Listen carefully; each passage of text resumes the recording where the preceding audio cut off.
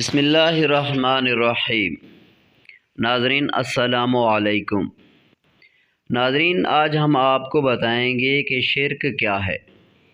ناظرین شرک کی ایک ایک قسم کو پہچانیے۔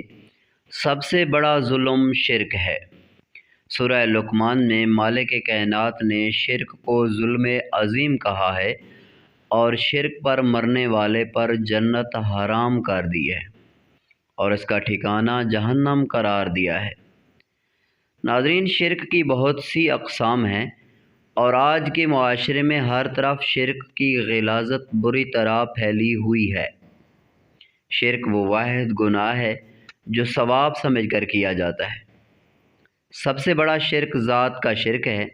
یہ شرک پروردگار کی ذات میں کیا جاتا ہے، جیسا کہ عیسائیوں نے کہا کہ عیسیٰ علیہ السلام نعوذ باللہ اللہ کے بیٹے ہیں، اور یہودیوں نے کہا کہ عزیر علیہ السلام اللہ کے بیٹے ہیں، اور مشرکین مکہ نے کہا کہ فرشتے اللہ کی بیٹیاں ہیں۔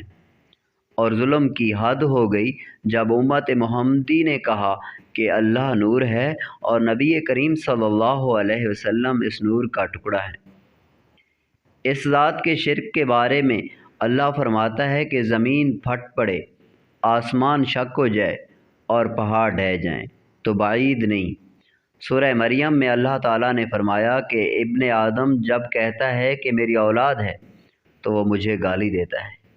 قبر پرستی کا شرک یہ ہے کہ کسی ولی اللہ کو ان کی وفات کے بعد بھی زندہ سمجھنا اور انہیں نفع و نقصان پہنچانے والا ماننا، داتا و دستگیر، مشکل کشا، حاجت روا سمجھنا، یہ سب شرک ہے۔ جبکہ قرآن و سنت گواہی دیتے ہیں کہ ہر ذی روح کو موت آنی ہے اور باقی رہنے والی ذات اللہ تعالیٰ کی ہے جو ہر جگہ حاضر و ناظر ہے۔